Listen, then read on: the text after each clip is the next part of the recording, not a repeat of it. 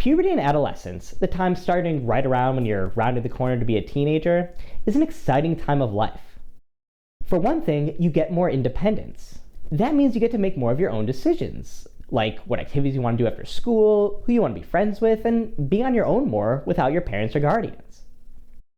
You also get to create your identity, the things that make you, you. Identity can mean a lot of different things. It could be the things you do for fun, your sense of humor, and the stuff that's important to you. You may find that some parts of your identity change or become clearer around puberty. And while your newfound independence is exciting, change can also feel scary. That's true of any change. I know that for me, even as a teacher, starting a new school year with a new class makes me feel a bit nervous, even though I know it usually turns out okay. During puberty, not only does your identity change, your body changes too. It is natural to feel nervous about this and to wonder if you are normal. We're going to learn that even though everyone is different, it is all normal when it comes to going through puberty. Taking this class will help you manage some of those feelings. Knowing the facts about how puberty and sexuality work can make things seem a little less scary. It is okay to be curious and okay to be unsure. It's also helpful to identify some trusted adults that you have in your life to ask questions to about puberty, adolescence, and other challenges you are facing. Friends are of course great for support, but you should also identify some adults who know the facts and know how to help you. Who are some of those trusted adults for you? You may have written down that your trusted adults were your parents or guardians, maybe an uncle or aunt, or even a neighbor. If you go to school, teachers and school nurses can be a great resource. Your doctor, of course, can help you with any questions that you have about puberty and other things too. Everyone's answer for who their trusted adults are is going to be a little different, and that's normal. Everyone has different relationships with different people in their lives. In fact, that's something else you're going to learn in this class. Everyone is different and everyone is normal. One great thing about trusted adults is that they all have something in common. At some point, they went through puberty too. That makes them great people to ask your questions to. That's something else to keep in mind as we go through the changes of puberty today.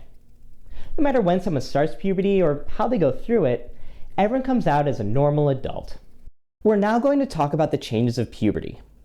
During this part of the class, and for the rest of the course, we'll sometimes be talking about sexual parts of the body. This might feel awkward or funny at first, but I expect that as we go through the class, it's going to start to feel more normal to talk about these things. To help that along, I'm going to use the appropriate medical terms for parts of the body. We are going to learn about the changes that happen in male and female bodies. Sometimes male and female are called the two sexes. It's important to learn about the changes in both, even if you are more interested in one or the other. One of the reasons you'll see is that a lot of the changes that happen in all bodies. It might surprise you to learn this, but nobody actually knows what causes puberty to begin. Typically, puberty starts sometime between the ages of 9 and 16 years old. That's a wide range of time. It is perfectly normal to start puberty before turning 10 or after becoming a teenager. Take a look at this picture of adults. Can you tell who started puberty earlier than the others? The answer is no. That is because it is normal to start puberty at different times, because everyone is different. Everyone will still go through the same changes and become a normal adult. Again, no one knows exactly how the body decides when it is ready to go through puberty. But when it is ready, the brain sends a message to the rest of the body that it is time to go through puberty. But how does the brain send this message? The answer is hormones. Well, what is a hormone? A hormone is a molecule. You may have learned about molecules in science class. Don't worry if you didn't. The important thing to know is that molecules are incredibly tiny, just a few atoms stuck together. So small that it is impossible to see. So how can something so small cause so much change? Well, it turns out that there are many different kinds of hormones. And different hormones send different messages, just like different words do. We are going to learn about 3 different kinds of hormones, each of which sends a different message about puberty. The 3 hormones are LH, testosterone, and estrogen. Different parts of the body are listening for different hormones. They keep an eye out for these hormones using special parts called receptors. These receptors can only hear one specific hormone. It is sort of like Alexa or Siri on smartphones. Alexa can do a lot, but only if you say the word Alexa first. It's the same for the parts of the body that are changing during puberty. They are all waiting for the hormone message before they do anything. The first message to start puberty comes from the hormone LH. To kick off puberty, a part of the brain called the pituitary gland makes the LH hormone. This hormone travels throughout the body until it gets to the genitals. In male bodies, the genitals are called testicles. In females, the genitals are called ovaries. The genitals have special receptors, or listening parts, built to catch the LH hormone. Once they detect that LH hormone, the ovaries and testicles make hormones of their own. These hormones are called testosterone and estrogen. Here's another thing that might surprise you. Both males and females make both testosterone and estrogen. Both hormones are vital to puberty in boys and girls. However, the testicles make more testosterone than estrogen, and the ovaries make more estrogen than testosterone. This is one reason that the male changes of puberty are different than the female changes of puberty. Because both sexes make both hormones, testosterone and estrogen, many of the changes of puberty will be the same in boys and girls. Let's take a closer look at the changes in each to see what I mean. You may not know some of the words that I use. That's okay. We are going to go over everything in later lessons. We will start with girls. Often, one of the first signs of puberty in girls is the development of a breast bud, a small lump behind the nipple that leads to the development of breasts. Breasts can take a few years to develop completely, and it is normal for breasts to change throughout puberty. It is also normal for each breast to be a different size. Also, hair starts to grow in new places, especially around the genitals, which is called pubic hair, and in the armpits. There's also a growth spurt, or a time when you get taller pretty quickly. You might notice you need to get new clothes. After that, the vulva, or the outside part of the genitals, usually what we call the vagina, gets bigger. The vagina also produces fluid, sometimes called discharge, to clean itself. This is similar how to people's mouths and noses also produce fluid. Sometimes the fluid shows up in the underwear, which is perfectly normal. Periods, or the menstrual cycle, also start. We'll go into a lot more detail about periods in later lessons. Females also develop wider hips, which helps when giving birth to a baby. Finally, sweat changes, causing acne or pimples, another perfectly normal part of puberty. In boys, a lot of these changes are exactly the same as in girls. Boys also go through a growth spurt or get taller quickly.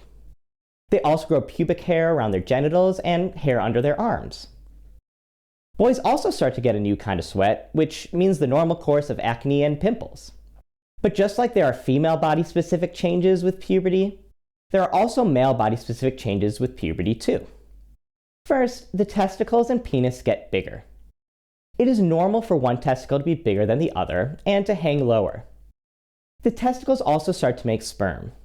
Sometimes the penis gets stiff or has an erection. We'll learn more about this. Males develop wider shoulders and their voice deepens significantly. They often get darker hair in more places on the body, like the face and chest. To help you process all that information, we are going to do an activity about the changes of puberty. Don't forget to come back and watch the rest of the lesson. We'll talk about some more changes and why they happen. In this activity, you are going to try and figure out which hormone, testosterone or estrogen, triggers which change of puberty. Don't worry if you don't know the correct answer. We haven't gone over it yet, so you're not supposed to. The point of the activity is mostly for you to go back over the changes and make sure that you understand them. I'll see you back here when you're done with the activity. Head over to the All About You app and open the New You section. Go through the different activities where you'll see which hormones cause which changes of puberty. Okay, pause the video and I'll see you in a bit. Did it surprise you? It certainly surprised me, and I bet most adults wouldn't be able to get the right answers either. Don't worry if you missed anything. The point was to go over the changes of puberty and for you to realize that a lot of these changes are the same in boys and girls. Just like brushing your teeth every day, all these body changes means that you will need some new routines to stay healthy. We are going to go over these hygiene routines way more in detail next time. For now, there's one big part of you that's going to change a lot, in a good way. Your brain. Not only will you get smarter, you're going to experience some new feelings. One of the coolest ones is feeling more independent, meaning you get to make more of your own decisions and start to do more things without your family. You may also find yourself wanting to be more liked by your friends. Another common feeling during puberty is to get crushes. When you start feeling like you really like someone and are thinking about them all the time. Crushes are a normal part of puberty and life. You might have a crush on a friend, a classmate, an older kid, or even a celebrity. It is normal to feel nervous or giddy around a crush and wonder if the other person likes you back. Ultimately, you can't control how another person feels, but know that it is okay for other people to have different feelings than you do. You are still a great person. The important thing to know is that inside your own head is a safe space to feel and think whatever you want.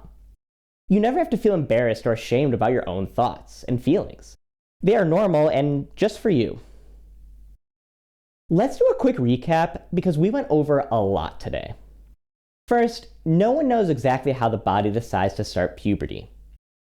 Everyone has a different time they go through puberty, and it's totally normal to go through puberty before or after other people.